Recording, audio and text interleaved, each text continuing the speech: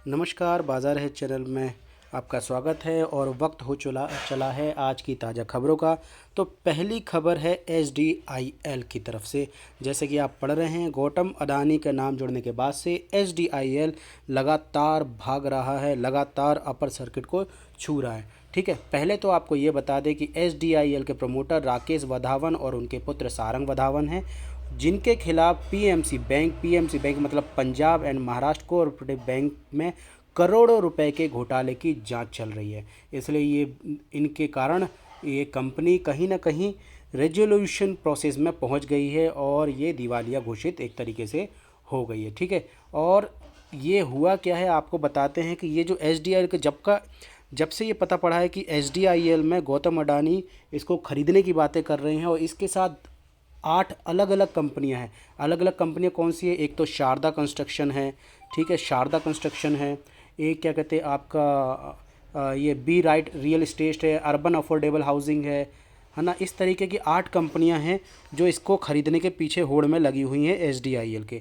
इन एसडीआईएल की खरीद की होड़ के कारण ये जो 25 फरवरी थी, 25 फरवरी से लगातार ये स्टॉक भागा जा रहा है। 25 फरवरी से लगातार भागा जा रहा है। 25 फरवरी को इसका जो स्टॉक था ये 4 रुपये 8 पैसे पे ट्रेड कर रहा था, जो आज ये 7 रुपये 28 पैसे पे ट्रेड कर रहा है। अगर आप देखोगे तो ये लगभग 90% की बढ़ोतरी इस स्टॉक में हो गई है। लगातार ये अपर सर्किट लगा रहा है ये स्टॉक। तो ये थी आज की पहली खबर। चलिए देखेंगे हमारी दूसरी खबर।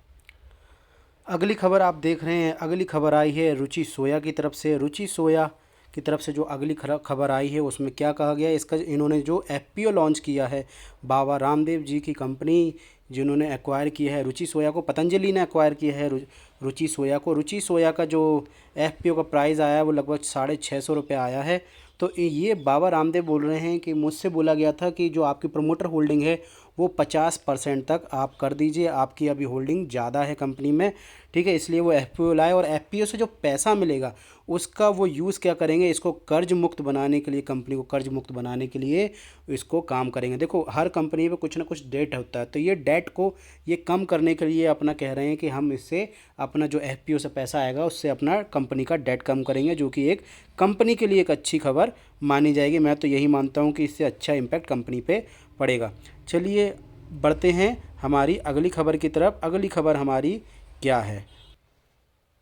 अगली खबर ये रही, ये है एक नए आईपीओ की खबर।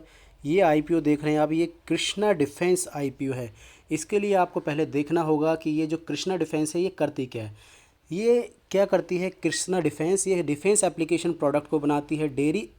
डेयरी के इक्विपमेंट्स होती हैं उनको प्रोडक्शन करती है, किचन के जो इक्विपमेंट्स होती है उनका भी कारोबार करती है। और इसने डीआरडीओ जो मतलब defence research and development organisation है उसके साथ कई प्रकार के लाइसेंस ले रखे हैं, उनका करार कर रखा हुआ है। और अपने जो भारतीय सैन्य बल है उनको कई डिफेंस एप्लीकेशन को प्रोडक्ट को भी ये उपलब्ध कराती है। मतलब कई प्रकार के डिफेंसिव प्रोडक्ट भी बनाती है डीआरडीओ के साथ। इन्हें कई सारे करार भी कर रखे हुए हैं। साथ में किचन इक्विपमेंट भी बनाती है, डेयरी इक्विपमेंट भी बनाती है और डिफेंस एप्लीकेशन प्रोडक्ट भी ये बनाती है। मतलब कंपनी कहीं ना कहीं डिफेंस से जुड़ी है, इसलिए इसका नाम कृष्णा डिफेंस इन्होंने रखा हुआ है। अब ये देखते हैं कि ये कैसा काम करेगी कैसा नहीं करेगी, ये तो आगे जाके इसकी जब लिस्टिंग होगी तब पता पड़ेगा। तो देखो इसकी लिस्टिंग होनी है 6 अप्रैल 2020 को ये लिस्टिंग हो सकती है। ठीक है, जो कृष्णा डिफेंस का 11.89 करोड़ रुपए का आईपीओ 25 मार्च 2022 को खुलकर 29 मार्च 2022 को बंद होगा। ये समझ में आ गया आपको। और साथ ही कंपनी आईपीओ से जो पैसा मिलेगा उसका क्या इस्तेमाल करेगी ये भी आपको समझना होगा कि इसका जो पैसा है वो क्या इस्तेमाल करेगी। अपना जो वर्किंग कैपिटल की ज़रूरतों को वो पूरा करेगी। वर्किंग कैपिटल क्या होता है? जो उसको कामकाजी के लिए पैसा लगता है वो। ठीक है, कंपनी के जो सामान्य कामकाज है और इससे जो इशू से जुड़े हुए खर्च हुए हैं ना, कोई भी इशू जब लाता है तो उसमें जो खर्च हुआ है उसमें पैसा वो अपना यूज़ करेगी। ठीक है, तो ये रहा कृष्णा आईपीओ के विषय में जानकारी। चलिए बढ़ते हैं नेक्स्ट खबर की तरफ की नेक्स्ट खबर। तो नेक्स्ट खबर हमारी ये रही, नेक्स्ट खबर है क्रिजिल की तरफ से। क्रिजिल क्या है? 22 रुपये प्रति इक्विटी शेयर डिविडेंड देगा। ठीक है, चलिए और पढ़ते हैं इसके विषय में। ये लिखा हुआ है यहाँ पर कि क्रिजिल के बोर्ड ने भी 31 दिसंबर 2021 को समाप्त वित्त वर्ष के लिए 1 रुपये अंकित मूल्य के प्रति शेयर पर 22 रुपये अंतिम डिविडेंड, जिनमें 7 रुपये का स्पेशल डिविडेंड भी शामिल है, का ऐलान किया है। और इस डिविडेंड की एक्स डेट 30 मार्च 2022 होगी। साथ ही एक और डिविडेंड कंपनी दे रही है, वो है अंबुजा सीमेंट। अंबुजा सीमेंट क्या दे रही है, 6.30 माने 6 रुपये 30 पैसे का प्रति इक्विटी शेयर डिविडेंड दे रही है। चलिए पढ़ते हैं और खबर। अंबुजा सीमेंट के बोर्ड ने 17 फरवरी 2020 को हुई अपनी बैठक में 31 दिसंबर 2021 को समाप्त वित्त वर्ष के लिए 2 रुपये अंकित मूल्य के शेयरों पर 6 रुपये 30 पैसे प्रति इक्विटी शेयर लाभांश की सिफारिश की है। इसके लिए कंपनी ने 1 अप्रैल 2022 को रिकॉर्ड डेट तय किया है। इस डिविडेंड का भुगतान 5 मई 2022 को किया जाएगा या से किया जाएगा, ये इनका कहना है। तो ये थी आज की सारी ताज़ा खबरें, और मार्केट में बहुत सारी खबरें हैं। हर खबर आप तक पहुंचाने की कोशिश मैं करता हूं, और जो कंपनीज रिलेटेड खबरें होती है वो सबसे पहले मैं आपको खबर पहुंचाता हूं।